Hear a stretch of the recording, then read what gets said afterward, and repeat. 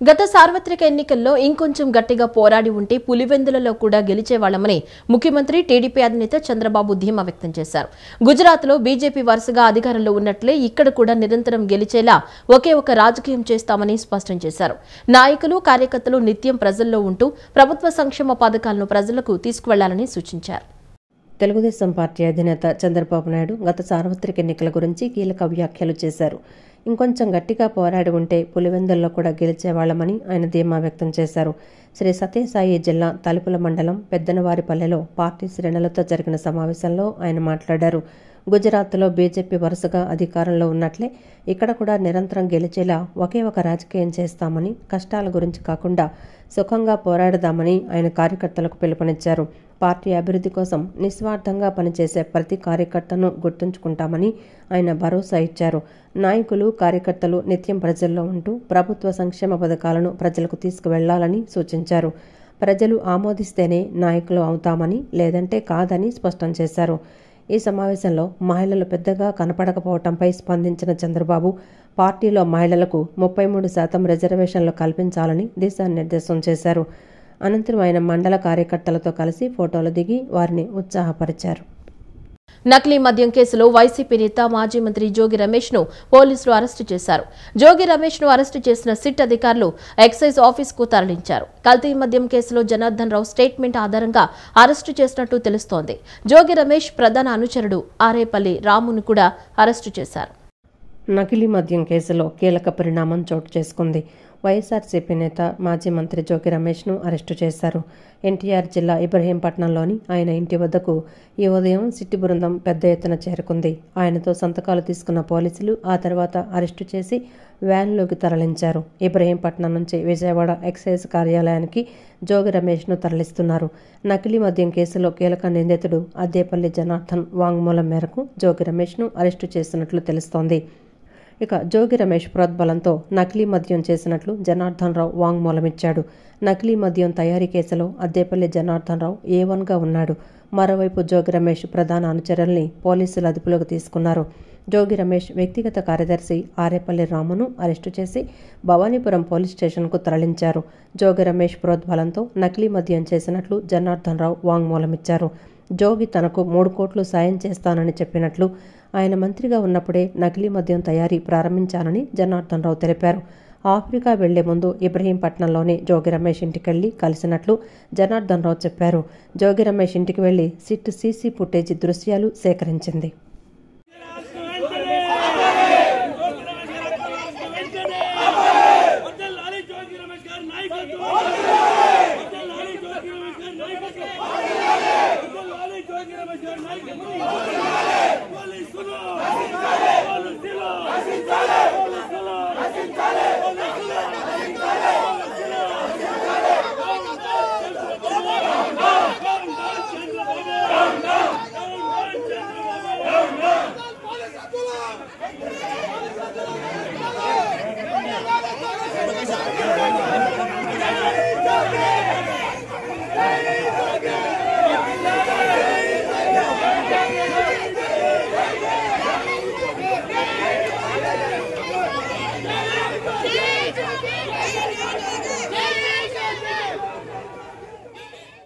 మన సమాజ అభివృద్ధికి అవినీతి అవరోధంగా ఉందని, దాన్ని పారద్రోలాల్సిన అవసరం ఉందని ACB director general Atul Singh అన్నారు.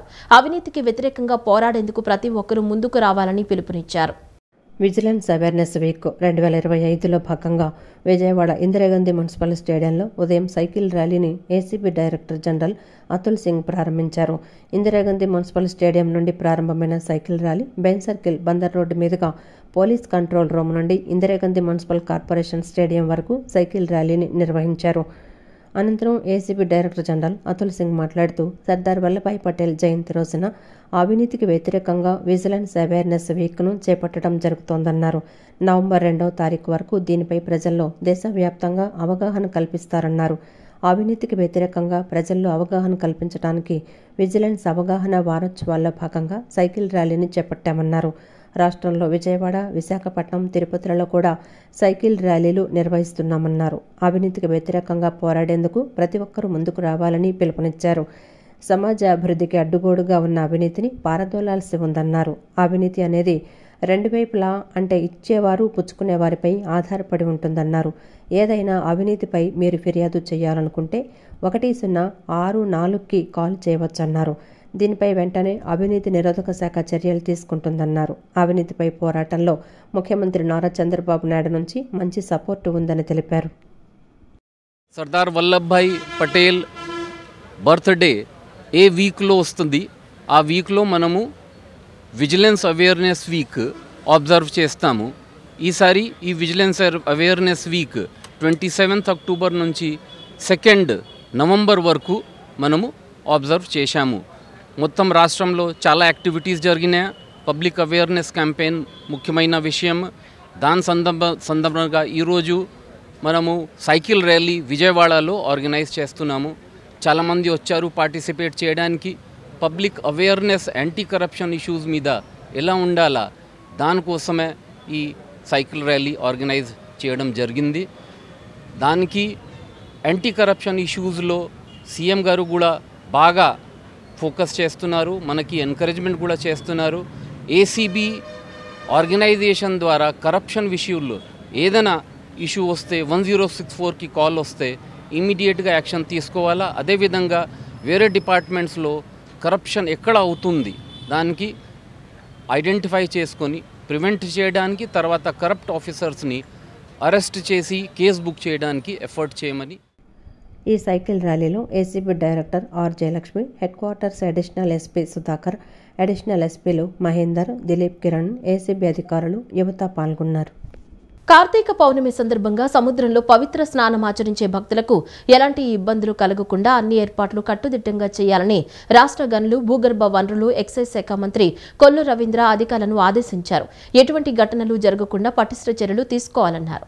మచిలీపట్నం కలెక్టరేట్ మీకోసం సమావేశ మందిరంలో మంత్రివర్యులు, జిల్లా కలెక్టర్ డీకే బాలాజీ, జిల్లా ఎస్పీ వి విద్యాసాగర్ నాయుడు, సంయుక్త కలెక్టర్ ఎం నవీన్, సహాయ కలెక్టర్ పర్వీన్ జాహిద్తో కలిసి వివిధ ప్రభుత్వ శాఖల అధికారులతో కార్తీక పౌర్ణమి సముద్ర స్నానం ఏర్పాట్లపై సమావేశం నిర్వహించి సమీక్షించారు. ఈ సందర్భంగా మంత్రి కొల్లు రవీంద్ర మాట్లాడుతూ, కార్తీక మాసం చాలా పవిత్రమైనటువంటి మాసమని, అందులో కార్తీక పౌర్ణమికి ఒక ప్రత్యేకత ఉందన్నారు. ఈ నెల 5వ తేదీ కార్తీక పౌర్ణమి రోజున ప్రతి ఒక్కరూ సముద్ర స్నానాలు ఆచరిస్తారన్నారు. కొన్ని సాంప్రదాయాలు ఆనవాయితీగా ఆచరిస్తుంటారన్నారు. అలాగే మచిలీపట్నంలో శ్రీ పాండురంగ స్వామి బ్రహ్మోత్సవాలు కూడా మొదలయ్యాయన్నారు. పెద్ద ఎత్తున భక్తులు ఉత్సవాలకు, సముద్ర స్నానానికి వస్తుంటారన్నారు. భక్తులకు ఎలాంటి ఇబ్బంది కలగకుండా అన్ని ప్రభుత్వ శాఖలు సమన్వయంతో సజావుగా అన్ని ఏర్పాట్లు చేయాలన్నారు. గత అనుభవాలను దృష్టిలో పెట్టుకుని ఎలాంటి లోటుపాట్లకు తావు లేకుండా పకడ్బందీగా ఏర్పాట్లు చేయాలన్నారు. గత సంవత్సరం సముద్ర స్నానాలకు 1,00,000కు పైగా భక్తులొచ్చారన్నారు.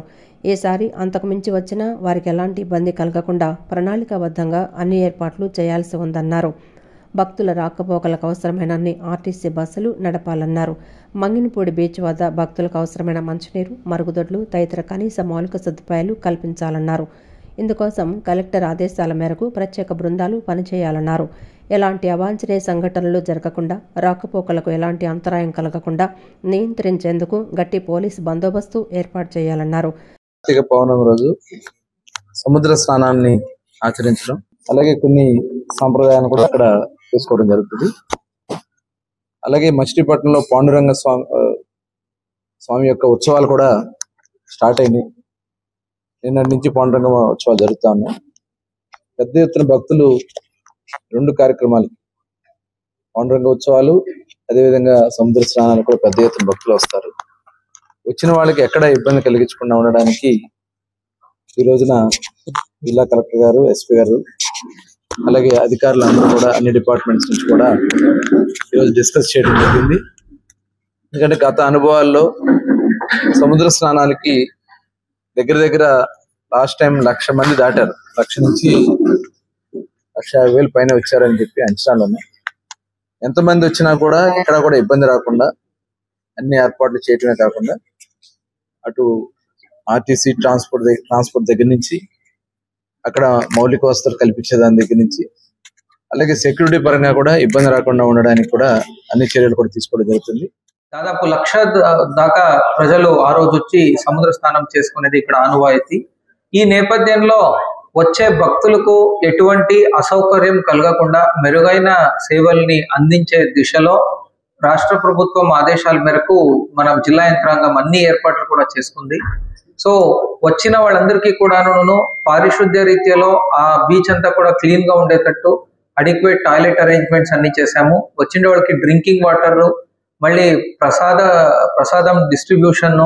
సో మళ్ళీ ఈసారి కొత్తగా సముద్రానికి మార్నింగ్ హారతి కూడా ఏర్పాటు చేస్తున్నాము. యాక్చువల్లీ మళ్ళీ వీళ్ళందరి సేఫ్టీ దృష్ట్యాన అడిక్వేట్ నెంబర్ ఆఫ్ స్విమ్మర్స్ ని, గజ ఈతగాళ్ళని, మళ్ళీ బోటుల్ని కూడా సమకూర్చుకోవడం జరిగింది. యాక్చువల్లీ అడిక్వేట్ గా అక్కడ బ్యారికేడింగ్, అదేవిధంగా ట్రైన్డ్ స్విమ్మర్స్ అండ్ బోట్స్మెన్ తో టీమ్స్ ఏర్పాటు చేయడం, సీ సైడ్ బ్యారికేడింగ్, సీసీ కెమెరాల ఏర్పాటు, ఒక ఫాల్కన్ వెహికల్ కూడా ఇక్కడ ప్రొక్యూర్ చేసుకుని దాని ద్వారా కూడా సర్వేలెన్స్ పెట్టాలని కూడా నిర్ణయించడం జరిగింది.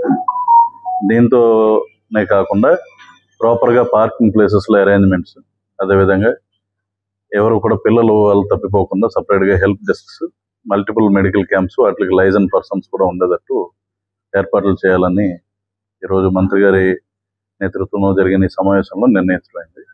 దీని ప్రకారం we are ready to provide adequate బందోబస్తు లాస్ట్ టైం కన్నా ఇంకా మీరు. పోలవరం ప్రాజెక్టును జగన్మోహన్ రెడ్డి తన పాలనలో గాలి కొదిలేసి ఇప్పుడు ప్రాజెక్టుపై అవాస్తవాలు, అసత్యాలు మాట్లాడుతున్నారని మంత్రి నిమ్మల రామానాయుడు అన్నారు. కూటమి ప్రభుత్వం వచ్చాక నిర్వాసితులకు రెండవసారి పరిహారం ఇస్తున్నామని మంత్రి నిమ్మల అన్నారు. 2016లో పునరావాసం కింద నిర్వాసితులకు 700 కోట్లు పంపిణీ చేశామని, ఈ ఏడాది జనవరిలో 900 కోట్ల పరిహారం పంపిణీ చేసినట్లు గుర్తు చేశారు. పోలవరం ప్రాజెక్టును జగన్మోహన్ రెడ్డి తన పాలనలో గాలి కొదిలేసి ఇప్పుడు ప్రాజెక్టుపై అవాస్తవాలు, అసత్యాలు మాట్లాడుతున్నారని మంత్రి నిమ్మల రామానాయుడు అన్నారు. పోలవరం ప్రాజెక్టు నిర్వాసితులకు న్యాయం చేసింది, చేస్తుంది కూటమి ప్రభుత్వం మాత్రమేనని నిమ్మల రామానాయుడు స్పష్టం చేశారు. ఏలూరు జిల్లా వేలేరుపాడు మండలం వేలేరుపాడులో పర్యటించిన ఆయన పోలవరం భూసేకరణ, పునరావాసానికి సంబంధించిన పరిహారం పంపిణీ కార్యక్రమానికి ముఖ్య అతిథిగా హాజరయ్యారు. వేలేరుపాడులో నిర్వాసితులకు పరిహారం చెక్కులు పంపిణీ చేశారు.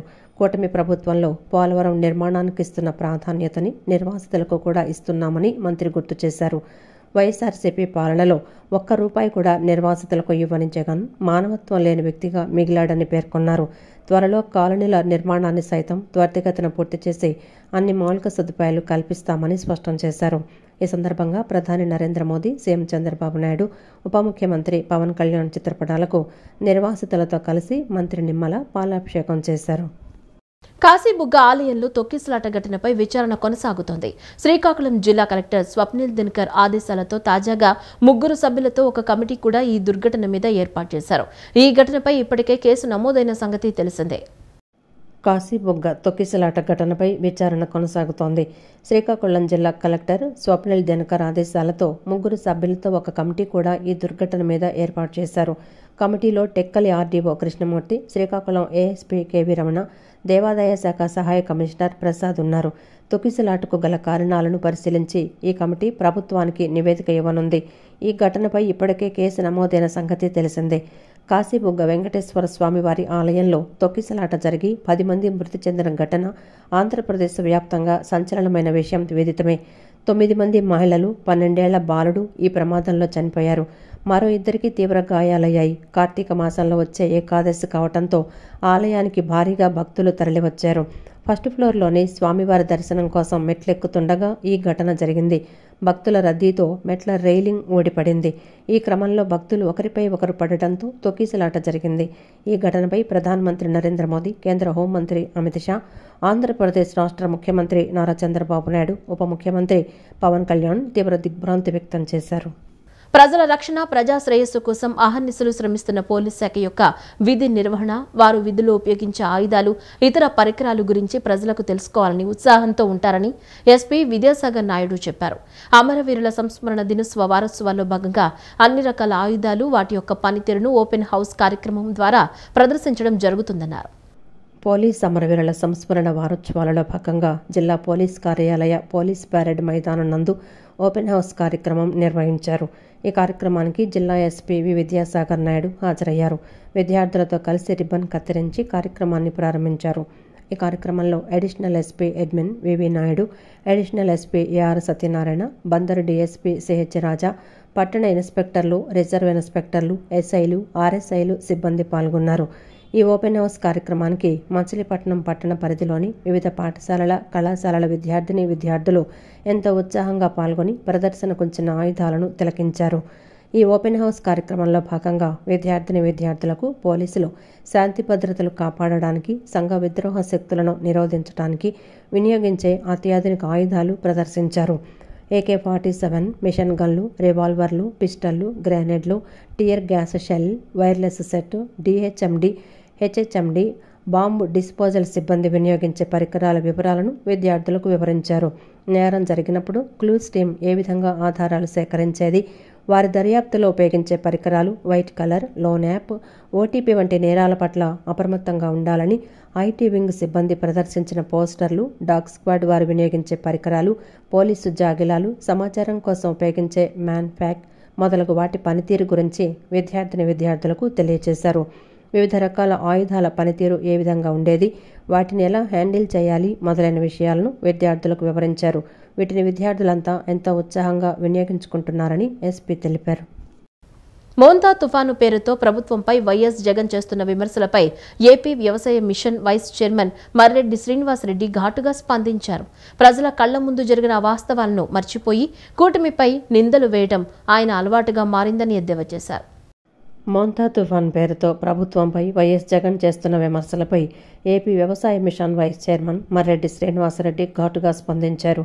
ఆయన ఇంగిత జ్ఞానం లేకుండా పచ్చి అబద్ధాలు చెప్తున్నారని మండిపడ్డారు.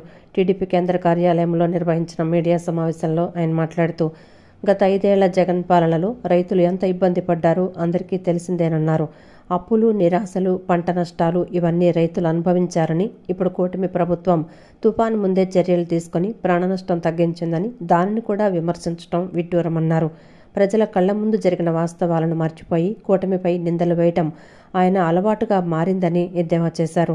జగన్మోహన్ రెడ్డి ముఖ్యమంత్రిగా ఉన్నప్పుడు వరదలు, తుఫాన్లు వచ్చినప్పుడు ఆ ప్రాంత ప్రజలకు కనీసం ముఖం చూపించని చరిత్ర ఆయనదన్నారు.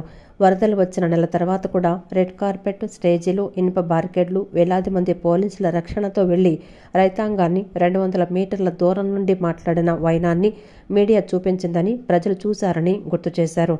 వరదల్లో వైసీపీ పార్టీ నాయకులు కనీసం తినడానికి కూడా సాయం అందించకపోతే తెలుగుదేశం పార్టీ NTR ట్రస్ట్ ద్వారా ఆహార ధాన్యాలు, నిత్యావసర వస్తువులు అందించి ధైర్యం చెప్పిందన్నారు. నష్టపోయిన రైతులకు సాయం చేయకుండా చెరువులు, కుంటలు, వాగుల సర్వే నంబర్లలో అక్రమంగా తోటలను నమోదు చేయించుకొని జగన్మోహన్ రెడ్డి ముఠా ఇన్సూరెన్స్ డబ్బులను తన ఖాతాలో వేసుకున్నారు. ఈ మోంతా తుఫాన్ని ఆసరా చేసుకొని జగన్మోహన్ రెడ్డి గారు, అదే అందరూ ముద్దుగా పిలుచుకునేటువంటి పులివెందుల పులకేశి గారు, గత 5 సంవత్సరాలు ఆయన ప్రభుత్వం 2019 నుంచి 2024 వరకు కూడా ఈ రాష్ట్ర ముఖ్యమంత్రిగా ఉన్నటువంటి వ్యక్తి కష్టకాలంలో ఉన్నటువంటి రైతులకి ధైర్యాన్ని నింపాల్సింది పోయి పచ్చి అబద్ధాలు, అధైర్యపరిచేటువంటి మాటలతోటి కథనాలు వండి వారుస్తూ ప్రెస్లో కనపడతా ఉన్నారు. ఆయన చెప్తారు, ఈ రాష్ట్రంలో జగన్మోహన్ రెడ్డి కాలం రైతాంగానికి చాలా పెద్ద ఎత్తున మేలు చేసినట్టు, కూటమి ప్రభుత్వం రైతుల్ని గాలికి వదిలేసినట్టు. మనం ఒక మాట చెప్తే అది చూసినటువంటి ప్రజానీకం ఆలోచన చేస్తారు, ఆలోచన చేసిన తర్వాత ముఖం పైన ఉమ్ము రాస్తారు అనేటువంటి కనీసమైనటువంటి ఇంకిత జ్ఞానం అనేది మనుషులకు ఉండాలి. జగన్మోహన్ రెడ్డి గారు అలాంటి ప్రకృతి ప్రకోపాలని, ప్రకృతి విలయాలని కూడా అరిచేయి అడ్డుపెట్టి ఆపినట్టు, కూటమి ప్రభుత్వం రైతుల్ని పట్టించుకోనట్టు మాట్లాడటమే విడ్డూరంగా ఉంది ఈరోజు. ఒకసారి ఆలోచన చేసుకోవాలి. రైతాంగం పట్ల, వ్యవసాయం పట్ల జగన్మోహన్ రెడ్డి గారి యొక్క ఆలోచన ఏంటి, చంద్రబాబు నాయుడు గారి యొక్క ఆలోచన ఏమిటి అనేటువంటిది. విత్తనం నుంచి విక్రయం వరకు రైతుని అడుగడుగునా దగా చేసినటువంటి చరిత్ర జగన్మోహన్ రెడ్డి గారిది. ఆ గోదావరి పరివాహక ప్రాంత ప్రజలంతా చెట్టుకొకరు పుట్టుకొకరై పోతే ఆ రోజు వారికి కనీసం తినటానికి ఉండటానికంటే అవకాశం ఉండదు. చెట్టో పుట్టో పట్టుకొని పోయి పరదాలతోటి గూళ్ళు ఏర్పాటు చేసుకొని ఉంటే ఓ ప్రభుత్వ అధినేతగా జగన్మోహన్ రెడ్డి గారు కానివ్వండి, జగన్మోహన్ రెడ్డి గారి ప్రభుత్వం కానివ్వండి, వారికి కనీసం తినేదానికి కూడా అవకాశం కల్పించకపోతే ఆ రోజు కూడా తెలుగుదేశం పార్టీ అధైర్యపడకండి, మంచి రోజులు వస్తాయి, ధైర్యంగా ఉండమని చెప్పేసని ఆహార ధాన్యాలు, ఆహార పదార్థాలు, నూనెలు, వెలుతురు కోసం కొవ్వొత్తులు సరఫరా చేసినటువంటి చరిత్ర తెలుగుదేశం పార్టీకి. డాక్టర్ అంబేద్కర్ స్మృతివనంలో పనిచేసే ఒప్పంద కార్మికులకు బకాయి పడ్డ 9 నెలల జీతాలను వెంటనే చెల్లించాలని సిఐటియు కేవీపీఎస్ నాయకులు డిమాండ్ చేశారు. నెల రోజుల నుంచి కార్మికులు సమ్మె చేస్తుంటే అధికారులు పట్టించుకోకుండా కార్మికులతో చెలగాటం మారుతున్నారని ఆగ్రహం వ్యక్తం చేశారు. కార్మికులకు సిఐటియు కేవీపీఎస్ ఐద్వా అండగా ఉంటాయని, జీతాలు ఇవ్వకపోతే రాబోయే రోజుల్లో స్మృతివనాన్ని బంద్ చేస్తామని హెచ్చరించారు. కూటమి ప్రభుత్వం వచ్చిన తర్వాత అంబేద్కర్ స్మృతివనం కార్మికులు తమ పరిస్థితి దయనీయంగా మారిందని కాంట్రాక్టు కార్మికులు ఆందోళన చేపట్టారు. వారికి మద్దతుగా కేవీపీఎస్ రాష్ట్ర ప్రధాన కార్యదర్శి ఆంధ్ర మాల్యాద్రి, సిఐటియు నేతలు ఆందోళనలో పాల్గొన్నారు. ఈ సందర్భంగా వారు మాట్లాడుతూ డాక్టర్ బిఆర్ అంబేద్కర్ 150 అడుగుల విగ్రహం ఏర్పాటు చేసి సామాజిక న్యాయం చేస్తామని చెప్పి స్మృతివనంలో పనిచేస్తున్న కాంట్రాక్టు కార్మికులకు 9 నెలలుగా పెండింగ్ వేతనాలు ఇవ్వకపోవటం సిగ్గుచేటని విమర్శించారు. కూటమి ప్రభుత్వం అధికారంలోకి వచ్చిన తర్వాత కార్మికులకు అండగా ఉంటామని చెప్పి కార్మికులను మోసం చేస్తోందని ఆరోపించారు. గత నెల రోజుల నుండి వేతనాల సమస్యపై కార్మికులు సమ్మె చేస్తుంటే అధికారులు పట్టించుకోకుండా కార్మికులతో జీవితాలతో ఆటలాడుతున్నారని ధ్వజమెత్తారు. కార్మికులకు 9 నెలల జీతాలు ఇవ్వకపోతే వారి కుటుంబాలు ఎలా గడుస్తాయని ప్రభుత్వాన్ని, ఉన్నత స్థాయి అధికారులను ప్రశ్నించారు. ఇప్పటికైనా రాష్ట్ర ప్రభుత్వం, జిల్లా కలెక్టర్, వీఎంసీ కమిషనర్ జోక్యం చేసుకుని వారి సమస్యలను పరిష్కరించాలని డిమాండ్ చేశారు. ఈ దేశంలో సర్దార్ వల్లభాయ్ విగ్రహం ఏర్పాటు చేసినట్టుగానే ఇక్కడ అంబేద్కర్ విగ్రహం ఏర్పాటు చేశాం. దీన్ని ఒక పర్యాటక హబ్బుగా నిర్వహిస్తామని చెప్పారు. సంతోషమే. కానీ ఆచరణలో జరుగుతుంది ఏంటి? ఈ యొక్క స్మృతివనానికి సంబంధించి ఆర్కే ఏజెన్సీలో పనిచేస్తున్నటువంటి పారిశుద్ధ్య కార్మికులకి 10 నెలల వేతనాలు ఇవ్వకపోతే కుటుంబాలు ఎలా ఉంటాయి? ఒక రకంగా ఆర్కే ఏజెన్సీ సంబంధించి ఆడే అబద్ధాలు చూస్తే మాత్రం ఆయన వెనక కూటమి ప్రభుత్వంలో ఉన్నటువంటి పెద్దల హస్తం నుంచి అర్థమవుతూ ఉంది. సిఐటి ఉద్యమం ప్రారంభించిన తర్వాత 1 నెల ఆగస్టు నెల మాత్రమే జీతాలు ఇచ్చాడు. ఆగస్టు నెల జీతాలు ఇచ్చి అధికారులకు ఏం చెబుతా ఉన్నాడు? జనవరి నుంచి జీతాలు ఇవ్వాల్సినటువంటి ఆర్కే ఏజెన్సీ, ఆగస్టులో ఇచ్చినటువంటి ఆర్కే ఏజెన్సీ 7 నెలలు జీతాలు ఇచ్చామని చెప్పుకుంటాడు. ఇంతకన్నా దుర్మార్గం ఉందా? ఇంతకన్నా బాధాకరం ఉందా? ఇంతకన్నా అబద్ధాలు కోరు ఉందా? కాబట్టి ఈరోజు దుర్మార్గమైనటువంటి పరిస్థితి. ఈ యొక్క అబద్ధాలు కోరుగా ఉన్నటువంటి ఆర్కే ఏజెన్సీ వెనక ఉన్నటువంటి పెద్దల హస్తాన్ని బయటికి పెట్టాలి. ప్రతిష్టాత్మకంగా ప్రారంభించిన అంబేద్కర్ 150 అడుగుల విగ్రహం వద్ద గత సంవత్సరం క్రితం నుంచి పారిశుద్ధ్య కార్మికులు పనిచేస్తున్నారు.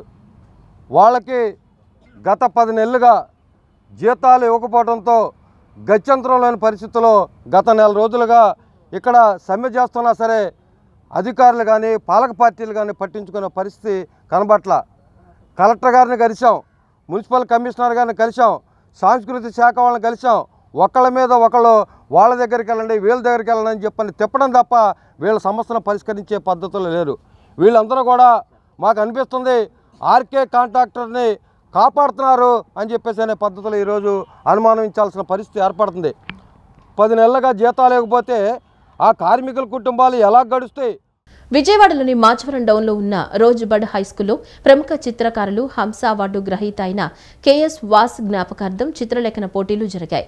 తమ తండ్రి జ్ఞాపకార్థం ఈ పోటీలు నిర్వహిస్తున్నామని కేఎస్ వాస్ కుమారుడు కొప్పాడ వేణుగోపాల్ వెల్లడించారు. ఈ కార్యక్రమాన్ని స్కూల్ నుంచి మొదలుపెట్టి రాష్ట్ర వ్యాప్తంగా తీసుకెళ్లాలని నిర్ణయించినట్లు తెలిపారు. విజయవాడలోని మాచవరం డౌన్లో ఉన్న రోజుబడ్ హైస్కూల్లో ప్రముఖ చిత్రకారులు హంస అవార్డు గ్రహీత అయిన కేఎస్ వాస్ జ్ఞాపకార్థం చిత్రలేఖన పోటీలు జరిగాయి. ఈ పోటీలలో విద్యార్థులు పెద్ద ఎత్తున హాజరై తమ ప్రతిభను నిరూపించుకున్నారు. ఈ సందర్భంగా కేఎస్ వాస్ కుమారుడు మాట్లాడుతూ తమ తండ్రి 2024లో స్వర్గస్థులవటంతో ఆయనను స్మరించుకుంటూ స్కూలు పిల్లలందరికీ డ్రాయింగ్ అండ్ పెయింటింగ్ పోటీలు పెట్టాలని కుటుంబ సభ్యులు నిర్ణయించామన్నారు. కేఎస్ వాస్ ఈ స్కూల్ ప్రాంగణంలోనే ఎన్నో ఏళ్లు గడిపి చిత్రాలను గీయటం వల్ల ఈ కార్యక్రమాన్ని మొదటగా ఇక్కడే ప్రారంభించామన్నారు. ఈ పోటీలలో పిల్లలు ఉత్సాహంగా పాల్గొన్నారని, వారికి త్వరలో బహుమతులు అందించనున్నామని చెప్పారు. ఈ కార్యక్రమాన్ని ఈ స్కూల్ నుంచి మొదలుపెట్టి రాష్ట్ర వ్యాప్తంగా తీసుకువెళ్లాలని కుటుంబ సభ్యులు నిశ్చయించుకున్నట్లు పేర్కొన్నారు. విజయవాడ మాచవరం డౌన్లో ఉన్న రోజ్బడ్ హై స్కూల్లో మా నాన్నగారైనటువంటి కేఎస్ వాస్ గారు ప్రముఖ చిత్రకారులు, హంస అవార్డు గ్రహీత. ఆయన 2024 సంవత్సరంలో స్వర్గస్థులయ్యారు. ఆయన స్మరించుకుంటూ స్కూల్లో ఉన్న విద్యార్థులందరికీ కూడా drawing and painting competitions conduct చేయాలని మా తల్లిగారు, మా కుటుంబ సభ్యులందరము నిశ్చయించుకున్నాము. ప్రత్యేకించి మాచురండంలో ఉన్న రోజ్బడ్ హై స్కూల్లోనే ఎందుకు మొదటగా ఈ కార్యక్రమాన్ని మొదలుపెట్టామంటే, మా నాన్నగారైన కేఎస్ వాస్ గారు ఇదే స్కూల్లో, ఇదే ప్రాంగణంలో ఎన్నో ఏళ్ళు తన గొప్ప చిత్రాలను ఇక్కడ ఉండే చిత్రీకరించారు. ఈ స్కూల్తో మాకు చాలా అవినాభావ సంబంధం ఉంది. అందుకనే ఈ కార్యక్రమాన్ని మొట్టమొదటగా ఈ స్కూల్లో ప్రారంభించాము. ఈరోజు పిల్లలందరూ కూడా చాలా ఉత్సాహంగా ఈ కార్యక్రమంలో పాల్గొన్నారు. ప్రైజ్ డిస్ట్రిబ్యూషన్ కూడా ఇప్పుడు చేయబోతున్నాము. ఈ స్కూల్ నుంచి మొదలయ్యి ఈ కార్యక్రమాన్ని అంచెలంచెలుగా రాష్ట్ర వ్యాప్తంగా తీసుకెళ్లాలని కుటుంబ సభ్యులందరం మేము నిశ్చయించాం. ఈ వార్తలు ఇంతటితో సమాప్తం. నమస్కారం.